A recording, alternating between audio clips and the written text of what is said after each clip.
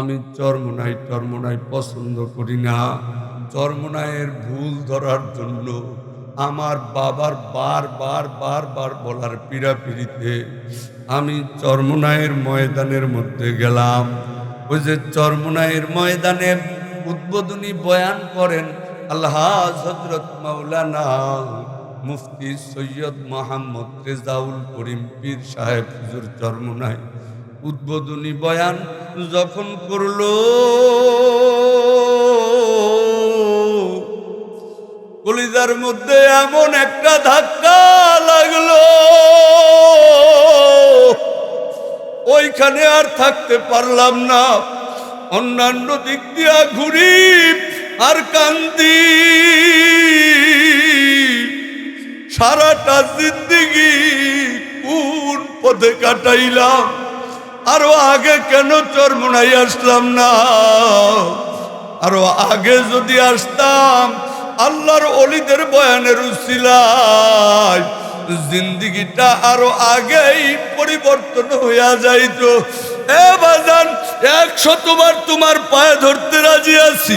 এই যে চলতি মাসের 19, 20, 21 ফেব্রুয়ারি চরমোনাই বাৎসরিক ফাল্গুনের মাহফিল।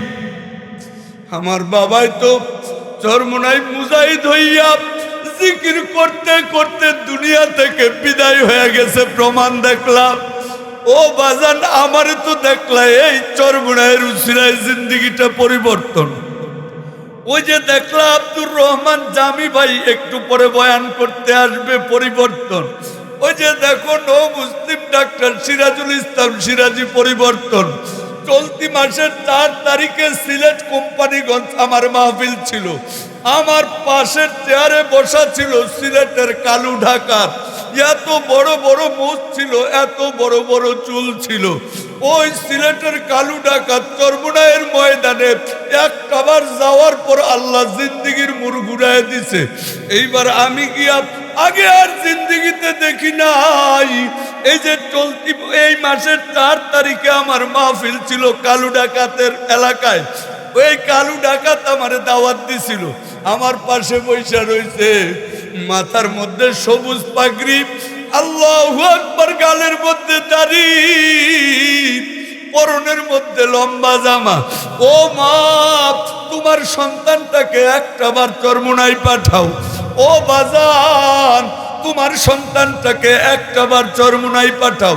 কত মদখোর, কত গাঁজাখোর, কত সন্ত্রাসী, কত বাউল, কত মানুষ, কত দাপুটে একটাবার চরমোনাইয়ের ময়দানে যাওয়ার পর আল্লাহ জিন্দেগিটা ঘুরায় দিচ্ছে রে বাজান।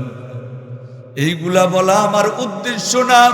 উদ্দেশ্য হক্কানি উলামায়ে কেরামের সাথে সম্পর্ক রাইখা আল্লাহু আকবার চোখে পানি আনাইয়া তারপরে মাওলার কবরে যাইতে হবে। তোমার বাবা যদি তোমার প্রতি সন্তুষ্ট থাকে, আল্লাহ তোমার প্রতি সন্তুষ্ট থাকবে। তোমার মা যদি তোমার প্রতি সন্তুষ্ট থাকে, আল্লাহ তোমার প্রতি সন্তুষ্ট থাকবে।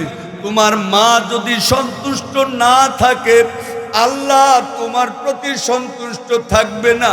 তুমি কি জানো না ও বাজান, ও পর্দার আড়ালের মা গো, ও আমার বোন গো, একটু কানটা পাইতা শুইনা নাও। তোমার মা তোমার জন্য, আমার মা আমার জন্য কত কষ্ট করছে। মা সন্তান গর্ভে নিয়া ওই যে 4 মাস 5 মাস বয়স হইয়া যায়, মা ইচ্ছা করলে আর 1 কলসি পানি নিয়ে দৌড় মারতে পারে না, ঠিক কিনা? ওই তো 6 মাস 7 মাস বয়স একজন আইসা মার কাছে একটু খাবার দিয়া দেয়, কয় এই খাবারটুকু খাও। মা কেমন জানি মুখটা ঘুরাইয়া ফেলে, ডাক দিয়া কয় এই খাবার আমি খাবো না। কেন খাবা না? কয় যেই খাবার আমার পেটের মানিকের ক্ষতি হবে, এই খাবার আমি মায়ের গলা দিয়া ঢুকবে না। মায় কিন্তু ওই খাবার খায় না।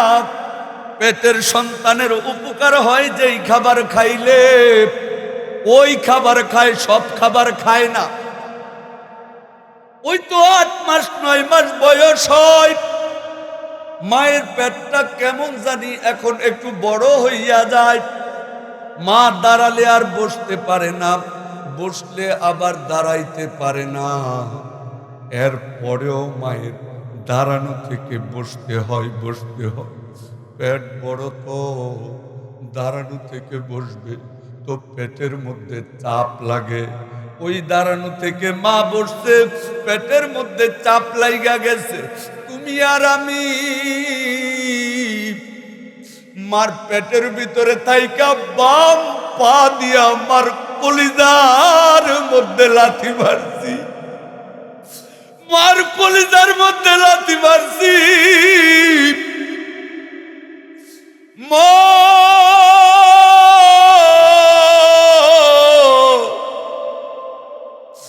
কেমন জানি দাঁড়াইয়া যায়, আর ডাক দিয়া কয়, কে কোথায় আছিস রে? আমি মনে হয় আর বাঁচবো না। সন্তান ভূমিষ্ঠ করার সময় মা এক বালতি পরিমাণ রক্ত বাইর হইয়া যায়, আবার কতক মা অজ্ঞান হইয়া যায়। মায়ের কোনো হুঁশ নাই, হুঁশ নাই, মায়ের কোনো হুঁশ নাই। জ্ঞান যখন ফিরে আসে, মা গলা কাটা মুরগির মতো ছটফট করে, ছটফট করে। একবার ডান দিকে তাকায়, আবার বাম দিকে তাকায়, আর কেমন জানি চিৎকার দিয়া ডাক দিয়া কয়, আমার সন্তান কই, আমার সন্তান কই? একজন নিয়ে আইসা সন্তানটা মায়ের কাছে দিয়া দেয়। একটা নজর সন্তানের দিকে তাকাইয়া মা 10 মাসের কষ্ট ভুলা যায়। এমন মাকে কষ্ট দিও না, এমন বাবাকে কষ্ট দিও না। বাজান বলতেছিলাম, আমার উপর আমার বাবা খুশি ছিল, আমিও আমার বাবার উপর খুশি ছিলাম। আমার বাবার পায়ে ধরে আমি অনেক মাপ চাইছি আগে। মাঝে মধ্যেই আমার বাবা বলতো, আল্লাহ, যেই সন্তান তুমি আমারে দান করছো, এই সন্তান আমার জন্য যা করে, আমি বাবার কলিজা ঠান্ডা। আমার বাবাই বলতো। অথচ অনেক বাবা অন্ধকার কবরে, সন্তান বাবার কবরের কাছে যায় না, ঠিক কিনা কও? বাবার কবরের মধ্যে সন্তান বছরের পর বছর বাবার কবরের কাছে যায় না।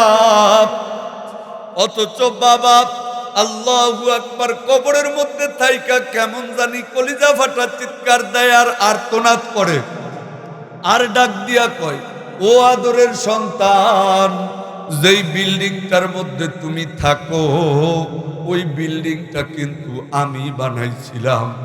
যেই জমিনটার মধ্যে লাঙ্গল জোয়াল নিয়ে যাও, ওই জমিনটা কিন্তু আমি কিনা দিছিলাম। বাবাই কবরে তাই আর্তনাদ, আমার দেয়া বিল্ডিং পাইলাম, আমার দেয়া জমিন পাইলাম, আমার দেয়া ফল ফলাদি খাইলাম, আমার দেয়া জমিনের মধ্যে উৎপাদন করলাম, আর তুমি ভোগ করলা। আমি বাবা অন্ধকার কবরে, তুমি মনে হয় আমার কবরের কাছে এসে একটু দোয়াও করতে পারো না।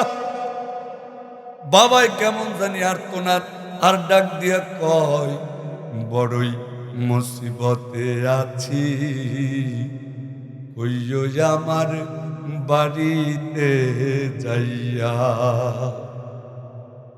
তোমরা কে যাও রে ভাই আমার,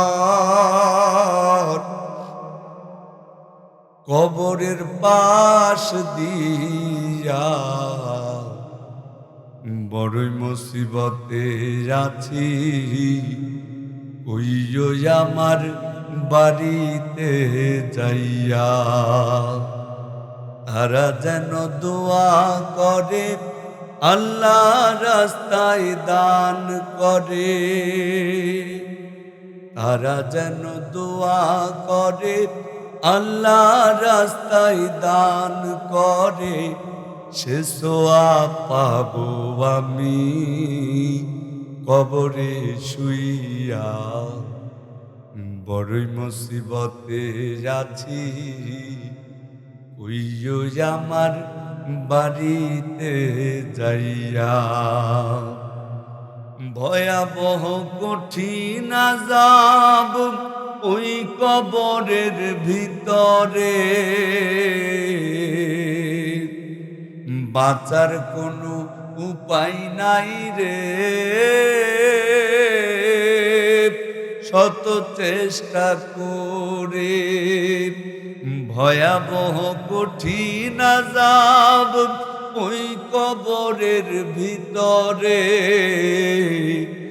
বাঁচার কোনো উপায় নাই রে, শত চেষ্টা করে। আযাবের পর আযাব চলে, দাউ দাউ আগুন জ্বলে। আযাবের পর আযাব চলে, দাউ দাউ আগুন জ্বলে। কে যাও আমার পাশ দিয়া হাসিয়া হাসিয়া। বড়ই মুসিবতে আছি, ওইও আমার বাড়িতে যাইয়া। অনেকের ওই বাবা দুনিয়াতে জীবিত নাই, ওই মা অনেকের দুনিয়াতে জীবিত নাই। যার বাবা নাই মা নাই, মা বাবার কবরের কাছে গিয়া আল্লাহর কাছে মাপ চাবা। যার বাবা মা জীবিত আছে, বাবা আমার পায়ে ধইরা মাপ চাবা। আমার দিলটায় সাক্ষী দেয়, বাবা আমার দোয়া নিতে পারলে আল্লাহ রাব্বুল আলামিন তোমার সব কাজে সফলতা দান করবে। ভালো চাকরি চাও, মার দোয়া নাও। ভালো ব্যবসা চাও, মার দোয়া নাও। ভালো লাইনে চলতে চাও, মার দোয়া নাও। মা খুশি, আল্লাহ খুশি, বাবা খুশি, আল্লাহ খুশি। মা বাবা বেজার, আল্লাহ রাব্বুল আলামিন বেজার হইয়া যায়। বাজান রে, ইউনিভার্সিটিতে ছাত্রলীগ করতাম আমি, ওই আমি বন্ধু বান্ধবের পাল্লায় পড়ে বিশ্ববিদ্যালয়ে ছাত্রলীগ করতাম। আমার বাবা পছন্দ করত না, আমার মা পছন্দ করত না। আমার মা চাইতো আমার বাজান বড় আলেম হবে, এটা চাইতো। আমার বাবা চাইতো বড় আলেম হবে। আমি বিশ্ববিদ্যালয়ে ছাত্রলীগ করতাম, অন্যান্য বন্ধু বান্ধবের সাথে ঘোরাঘুরি করতাম। এই যে একতারা দোতারা গিটার এগুলা সব বাজাইতে পারতাম। বাড়িতে আসলাম, অনার্স মাস্টার শেষ করার পর ভালো বেতনের একটা চাকরিও করতাম। তখন ওই চাকরি আমার বাবা মা পছন্দ করে না, আমারে বলতো বাড়িতে চলে আসতে। আমি বাড়িতে চলে আসছি। আমার বাবা, ওই বাবাই প্রত্যেক দিন আমারে বলতো চরমোনাই যাইতে হইব। এই যে আপনাদের আরিফ ভাই, ওই যে মাস্টার আরিফুল ইসলাম আমার বন্ধু, খুব ভালো বন্ধু, সে সব জানে। আমার বাবাই বলতো নাই যাইতে হইব, চরমোনাই যাইতে হইব। আমি বলতাম আমি চরমোনাই পছন্দ করি না। চরমোনাইয়ের ভুল ধরার জন্য আমার বাবার বারবার বলার পীড়াপিড়িতে আমি চরমোনাইয়ের ময়দানের মধ্যে গেলাম। ওই যে চরমোনাইয়ের ময়দানে উদ্বোধনী বয়ান করেন আলহাজ হযরত মাওলানা মুফতি সৈয়দ মোহাম্মদ রেজাউল করিম পীর সাহেব হুজুর চরমোনাই। উদ্বোধনী বয়ান যখন করলো, কলিজার মধ্যে এমন একটা ধাক্কা লাগলো, ওইখানে আর থাকতে পারলাম না। অন্যান্য দিক দিয়া ঘুরি আর কান্দি। সারাটা জিন্দিগি কোন পথে কাটাইলাম, আরো আগে কেন চরমোনাই আসলাম না? আরো আগে যদি আসতাম আল্লাহর ওলিদের বয়ানের উসিলায় জিন্দিগিটা আরো আগেই পরিবর্তন হইয়া যাইতো। এ বাজান, 100 বার তোমার পায়ে ধরতে রাজি আছি। এই যে চলতি মাসের 19, 20, 21 ফেব্রুয়ারি চরমোনাই বাৎসরিক ফাল্গুনের মাহফিল, আমার বাবাই তো চরমোনাই মুজাহিদ হইয়া জিকির করতে করতে দুনিয়া থেকে বিদায় হয়ে গেছে, প্রমাণ দেখলাম। ও বাজান, আমারে তো দেখলা এই চরমোনাইয়ের উসিলায় জিন্দিগিটা পরিবর্তন। ওই যে দেখলা আব্দুর রহমান জামি ভাই একটু পরে বয়ান করতে আসবে, পরিবর্তন। ওই যে দেখো নো মুসলিম ডাক্তার সিরাজুল ইসলাম সিরাজি, পরিবর্তন। চলতি মাসের 4 তারিখে সিলেট কোম্পানিগঞ্জ আমার মাহফিল ছিল। আমার পাশের চেয়ারে বসা ছিল সিলেটের কালু ঢাকার। এত বড় বড় মুখ ছিল, এত বড় বড় চুল ছিল। ওই সিলেটের কালু ঢাকা চরমোনাইয়ের ময়দানে একটাবার যাওয়ার পর আল্লাহ জিন্দিগির মুড় ঘুরায় দিছে। এইবার আমি গিয়া আগে আর জিন্দিগিতে দেখি নাই। এই যে চলতি এই মাসের 4 তারিখে আমার মাহফিল ছিল কালু ডাকাতের এলাকায়। ওই কালু ডাকাত আমারে দাওয়াত দিছিল। আমার পাশে বৈশা রয়েছে, মাথার মধ্যে সবুজ পাগড়ি, আল্লাহু আকবার, গালের মধ্যে দাড়ি, পরনের মধ্যে লম্বা জামা। ও মা, তোমার সন্তানটাকে একটাবার চরমোনাই পাঠাও। ও বাজান, তোমার সন্তানটাকে একটাবার চরমোনাই পাঠাও। কত মদখোর, কত গাঁজাখোর, কত সন্ত্রাসী, কত বাউল, কত মানুষ, কত দাপুটে একটাবার চরমোনাইয়ের ময়দানে যাওয়ার পর আল্লাহ জিন্দিগিটা ঘুরাইয়া দিচ্ছে রে বাজান। এইগুলা বলা আমার উদ্দেশ্য না। উদ্দেশ্য হক্কানি উলামায়ে কেরামের সাথে সম্পর্ক রাইখা আল্লাহু আকবার চোখে পানি আনাইয়া তারপরে মাওলার কবরে যাইতে হবে। কারণ রাস্তা হচ্ছে 2টা, একটা রাস্তা জান্নাতের, আরেকটা রাস্তা জাহান্নামের। জান্নাতের রাস্তাটা হচ্ছে আল্লাহ আল্লাহর রসুলের রাস্তা। আল্লাহর রসুলের পথ এবং মত অনুযায়ী যদি জিন্দিগি যাপন করতে পারো তাহলে জান্নাত, আর যদি না করতে পারো তাহলে জাহান্নাম। ওই জাহান্নামে কি থাকতে পারবা নাকি? ওই জাহান্নাম তো বড় কঠিন জাহান্নাম। জাহান্নাম এত কঠিন, ওই জাহান্নামের ভয়ে পাথর পর্যন্ত কান্দে। আল্লাহর নবী মুসা পয়গাম্বর জিজ্ঞাসা করে, ও পাথর তুমি কেন কান্দো? আমি আর তুমি কান্দি না, জাহান্নামের ভয়ে পাথর কান্দে। পাথর কান্দে কেন কান্দো? পাথরের আওয়াজ, ওয়াকুদুহান নাস ওয়াল হিজারা, জাহান্নামের জ্বালানি হবে মানুষ এবং পাথর। আমি পাথর জাহান্নামে কেমনে থাকবো? এই জন্য জাহান্নামের ভয়ে আমি পাথর কান্দি। মুসা পয়গাম্বর দোয়া করলেন, আল্লাহ এই পাথরটাকে তুমি মাফ করে দাও। আল্লাহ রব্বুল আলামিন পয়গাম্বরদের দোয়ার সাথে সাথে কবুল করে ফেলাই। আল্লাহ পয়গাম্বরের দোয়া কবুল করলেন, এই পাথরকে আল্লাহ মাফ করে দিলেন, পাথরের জন্য জান্নাত দিয়া দিলেন। কয়েকদিন পর আল্লাহু আকবার এই রাস্তা দিয়া যায়। এইবার দেখে পাথর আরো বেশি বেশি করে কান্দে।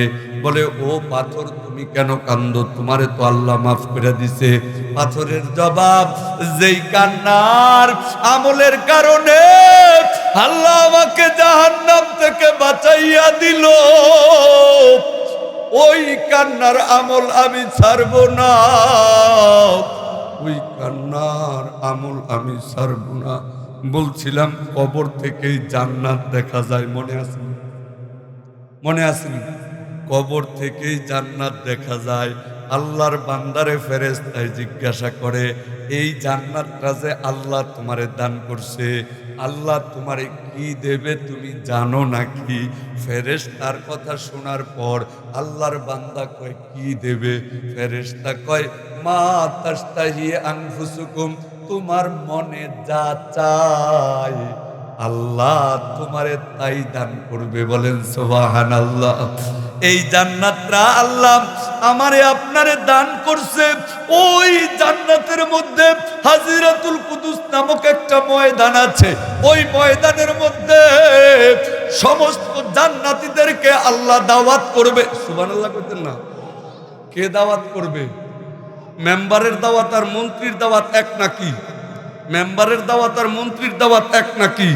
দুনিয়ার ক্ষমতা, দুনিয়ার বাহাদুরি, দুনিয়ার তাকাব্বুরি এইগুলা কোনোদিন চিরস্থায়ী না। দুনিয়ার ক্ষমতা এখন আছে, একটু পরে আবার নাই। আমাদেরকে নিয়ে তোমরা অনেক চিৎকারি করো, আমাদেরকে নিয়ে তোমরা অনেক মজা লও, আমাদেরকে নিয়ে অনেক আজে বাজে মন্তব্য তোমরা করো। আমরা খালি এইগুলা সহ্য করি আর কেমন জানি আমরা বইলা ফালাই, ইসলামী মৌলবাদ জিন্দাবাদ জিন্দাবাদ, ঠিক কিনা বলো? হুজুরদেরকে নিয়ে তোমরা চিৎকারি করতে পারো ঠিক, কিন্তু পরিষ্কার ভাষায় বইলা দেই, হুজুররা এখন শুধু আর মসজিদে ইমামতি করবে না, হুজুররা এখন শুধু আর মাদ্রাসায় পড়াবে না, হুজুররা এখন শুধু আর মসজিদে আযান দেবে না, হুজুররা এখন শুধু আর পরের বাড়িতে দাওয়াত খাবে না। ইনশাআল্লাহ হুজুররা সংসদে থাকবে, আল্লাহর কোরআন দিয়ে সংসদ চলবে। আল্লাহর কসম, গোটা দুনিয়া শাসন করবে মুসলমান, আর সংবিধান হবে আল কোরআন, ঠিক কিনা বলো? আবারও যদি ইসলামের পক্ষে ডাক আসে, আল কোরআনের পক্ষে ডাক আসে, ইসলামী আন্দোলনের পক্ষে ডাক দেয় হক্কানি উলামায়ে কেরামরা, যদি ইসলামের আয়াত, ইসলামকে বাস্তবায়ন করার জন্য, ইসলামের আইন বাস্তবায়ন করার জন্য যদি ডাক দিয়া দেয়, আমার পীর সাহেব হুজুর চরমোনাই, শাইখে চরমোনাই যদি ডাক দেয় ইসলামকে প্রতিষ্ঠিত করার জন্য, এই আন্দোলন করতে করতে প্রয়োজনে রক্ত দেব, জীবন দেব। আসমান আল্লাহর, জমিন আল্লাহর, আল্লাহর আসমানের নিচে আমার মাওলার জমিনের উপরে আইন চললে আল্লাহর আইন চলবে।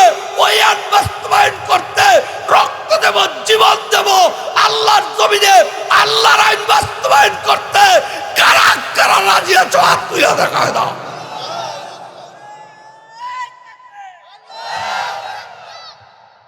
ভালো করে বুঝতে হবে, আল্লাহ রব্বুল আলামিন আমাকে আপনাকে দুনিয়াতে পাঠাইছেন, পাঠাইতেন না, আল্লাহ পাঠাইছেন। আল্লাযী খালাকাল মাউতা ওয়াল হায়াতা লিয়াবলুয়াকুম আইয়ুকুম আহসানু আমালা। আল্লাহ পাঠাইতেন না, কেন পাঠাইছেন? বললেন আল্লাহ, বান্দারে তোকে মৌত দিলাম, হায়াত দিলাম, এমনি এমনি দেই নাই। আমি আল্লাহ একটা দৃশ্য দেখার জন্য দিয়েছি। লিয়াবলুয়াকুম আইয়ুকুম আহসানু আমালা, তোমাদের মধ্যে কে কত উত্তম, কে কত সুন্দর আমল করতে পারো। তাহলে ভালো আমল করলে জান্নাত, আর খারাপ আমল করলে জাহান্নাম। যদি জান্নাত আল্লাহ আমাকে আপনাকে দিয়া দেয়, আল্লাহ জান্নাতের মধ্যে আমাকে আর আপনাকে দাওয়াত করবে। সুবহানাল্লাহ। হাজিরাতুল কুদুস নামক ময়দানের মধ্যে দাওয়াত করবে। ওইটা হাদিসে কুদসি। ওই হাজিরাতুল কুদুস নামক ময়দানে সবাই একত্রিত হবে, একজন আরেকজনের সাথে কানাঘোষা করতে থাকবে। আমার মাওলায় ডাক দিয়া কয়, ও বন্দা বান্দিরা, তোমরা কি বলতেছো সব কিন্তু শুনি। ও বন্দা বান্দিরা, তোমরা কি চাও আমারে বইলা দাও। আল্লাহর বান্দাগুলা ডাক দিয়া কয়, আল্লাহ তোমারে না দেখা তোমার উপর বিশ্বাস করলাম, তোমার জান্নাত দেখলাম না, জাহান্নাম দেখলাম না, ফেরেশতাদেরকে দেখলাম না, নবী রাসূলদেরকে দেখলাম না, না দেখা দেখা যেহেতু সব করলাম, আজকের দিনে অন্য কিছু চাই না, অন্য কিছু চাই না। আমরা সবাই আজকে তোমারে দেখতে চাই। আল্লাহ রব্বুল আলামিন ডাক দিয়া বলবে, ৭০,০০০ নূরের পর্দা সরাইয়া দে। ৭০,০০০ নূরের পর্দা সরাইয়া দিছে। আমার মাওলার সামনে চলে আসছে। বান্দা বান্দিরা আল্লাহরে দেখে, আল্লাহ বান্দা বান্দিদেরকে দেখে। আল্লাহ আমার আর আপনার সামনে আইসা সর্বপ্রথম বলবেন সালামুন কওলাম মির রাব্বির রহিম। ও বান্দা বান্দিরা, আমি আল্লাহর পক্ষ থেকে তোদের উপর শান্তি বর্ষিত হইয়া যাক। কিছুক্ষণ পর এই বান্দা বান্দিরা কান্নাকাটি করে, একজন আরেকজনকে জড়াইয়া ধইরা কান্নাকাটি করে, ময়দানের মধ্যে গড়াগড়ি কইরা কান্নাকাটি করতে থাকে, একজন আরেকজনের দিকে তাকা কান্দে। আল্লাহ জিজ্ঞাসা করে, ও বান্দা বান্দিরা কেন কান্দো? আল্লাহর বান্দা বান্দি ডাক দিয়া কয়, ও মাওলা, অল্প সময় দেখা দিয়া কোথায় চলে গেলা? তোমারে আরো দেখতে চাই, তোমারে দেখা মন ভরে না। আল্লাহ ডাক দিয়া কয়, ও বান্দা বান্দিরা কতক্ষণ আমি আল্লাহরে দেখছস? বান্দা বান্দিরা কয়, এক মুহূর্ত দেখছি, অল্প সময় দেখলাম, এই অল্প সময় দেখা মন ভরে নাই। আল্লাহ ডাক দিয়া কয়, আমার ইজ্জত জালাল আর বুজুর্গির কসম খেয়ে বলতেছি, 13 লক্ষ বছর যাবত তোদের সাথে দিদার করছি। বলেন সুবহানাল্লাহ। যদি জান্নাত পাই এই শান্তি, আল্লাহ না করুক যদি জাহান্নামে আমারে আপনারে দিয়া দেয়, ও আল্লাহর বান্দা, বড় কঠিন হবে। হাসরের ময়দানটা বড় কঠিন। অর্ধ হাত উপরে থেকে তাপ দিতে থাকবে, মাথার মগজগুলা ঠাস ঠাস করে ফেটে যাবে। কিয়ামতের ময়দান, জাহান্নাম কেমন জানি উৎপাইতা রইছে। মাওলার কালামের তাফসীর, জাহান্নাম মনে হয় হা কইরা আছে, পুরা হাসরের ময়দানটাকে মনে হয় গিলে ফেলবে। এক একটা জাহান্নামের পায়ার মধ্যে 70,000 শিকল, এক একটা শিকলের মধ্যে 70,000 ফেরেশতা ধইরা পিছনের দিকে টানে। জাহান্নাম ক্যাত ক্যাত করে সামনের দিকে বাড়তে থাকে। ও বাজান, কেমনে সহ্য করবা? দুনিয়ার আগুনের মধ্যে সামান্য সময় হাত রাখতে পারি না। দুনিয়ার আগুনের চাইতে কমপক্ষে 69 গুণ বেশি পাওয়ারফুল জাহান্নামের আগুন। কেমনে সহ্য করবা? সহ্য করা যাবে না। এই জন্য দুনিয়াতে থাকা অবস্থায় আমার মাওলারে রাজি খুশি কইরা তারপরে মাওলার কবরে যাইতে হবে। 1 নম্বর আয়াত পড়ছিলাম, সালামুন কওলাম মির রাব্বির রহিম। 2 নম্বর আয়াতটাই আমার মাওলা তোমার আর আমার সাথে দেখা দেবে, আবার আমার তোমার মাওলাই ডাক দিয়া বলবে, ওয়ামতাজুল ইয়াউমা আইয়ুহাল মুজরিমুন। ও নাফরমানের দল, তোরা আমার নেককার বান্দা বান্দিদের থেকে আলাদা হইয়া যা। আমার আর তোমার তখন কি উপায় হবে? কবরের পুঁজি নিয়া তারপরে মাওলার কবরে যাইও। ও মা, তুমিও তো একজন মহিলা, আম্মাজান খাদিজাতুল কুবরাও তো একজন মহিলা। আম্মাজান খাদিজাতুল কুবরা আমার নবীজির হাতের মধ্যে ধরে ফেলাইছে, আর ডাক দিয়া বলল, ওগো নবীজি, আপনি আমারে বইলা দেন, আপনি যখন হেরা গুহার মধ্যে ধ্যানে মগ্ন থাকতেন, তখন কে আপনারে কষ্ট কইরা কইরা খাবার পৌঁছাইয়া দিত? আমার নবী কয়, ও খাদিজা, তুমি তো পৌঁছাইয়া দিতা, এই কথা কেন বলতেছ? আম্মা জান ডাক দিয়া কয়, নবী গো, আপনি একটু আমারে বইলা দেন, আপনি সর্বপ্রথম কাকে কালিমার দাওয়াত দিয়েছেন? কে সর্বপ্রথম ইসলাম ধর্ম গ্রহণ করছে? আমার নবীজি বলে, তোমাকেই তো প্রথম দাওয়াত দিয়েছি, তুমি তো সর্বপ্রথম ইসলাম ধর্ম গ্রহণ করছো। আমার নবীজির কাছে আম্মা জান ডাক দিয়া কয়, ও নবী, আপনি আমারে বইলা দেন, ইসলাম গ্রহণ করার পর কে তার সব সম্পত্তি আল্লাহ আল্লাহর রসুলের জন্য দান করে দিছে? আমার নবী কয়, ও খাদিজা, তুমি তো দান করে দিছ। আল্লাহু আকবার। আম্মা জান খাদিজাতুল কুবরা ডাক দিয়ে কয়, ও নবীজি, কাফের বেঈমানেরা যখন আপনারে নির্যাতন করত, যখন অত্যাচার করত, মারধর করত, আপনি যখন বাড়িতে আসতেন, কে আপনারে সান্ত্বনা দিত? কে আপনার গা মোছাইয়া দিত? আমার নবী কয়, ও খাদিজা, তুমি তো করতা। আম্মা জান কান্দে, চোখের পানি ফালাই, আর ডাক দিয়া কয়, নবী গো, ওই অন্ধকার কবরে আমি একলা একলা কেমনে থাকবো গো নবীজি? ওই কবরে যাওয়ার পর মুনকার নাকির প্রশ্ন করবে, তিনটা প্রশ্ন করবে। ও নবীজি, আমি মুনকার নাকিরের প্রশ্নের জবাব দিতে পারবো না, আপনি আমার পক্ষ থেকে জবাব দিয়ে দিবেন। আল্লাহর নবী বলল, ঠিক আছে ইনশাআল্লাহ। খাদিজাতুল কুবরা যখন ইন্তেকাল করলো, সব কাজ কমপ্লিট করার পর আমার নবীজির জুব্বা মোবারক আম্মা জানের সাথে দিয়া দিছে। আমার নবীজি নিজে কবরের মধ্যে নামছে, আম্মা জানের লাশ আমার নবীজি নিজে কবরের মধ্যে রাখছে। ওই যে কবরের মধ্যে লাশ রাখার পর লাশটাকে কেমন জানি একটু কেবলার দিকে আমরা ঘুরাইয়া দেই। আম্মা জানের লাশ কেবলার দিকে ঘুরাইয়া দেয়। নবীজি হাত যখন ছেড়ে দেয়, চেহারা আবার সোজা হইয়া যায়। নবীজি চিন্তা করে, কেন লাশ সোজা হইয়া যায়? কোনো ভুল করলাম নাকি? ফেরেশতার জবাব, আল্লাহর নবী গো, আপনি চান খাদিজাতুল কুবরা কাবার দিকে তাকায় থাকুক।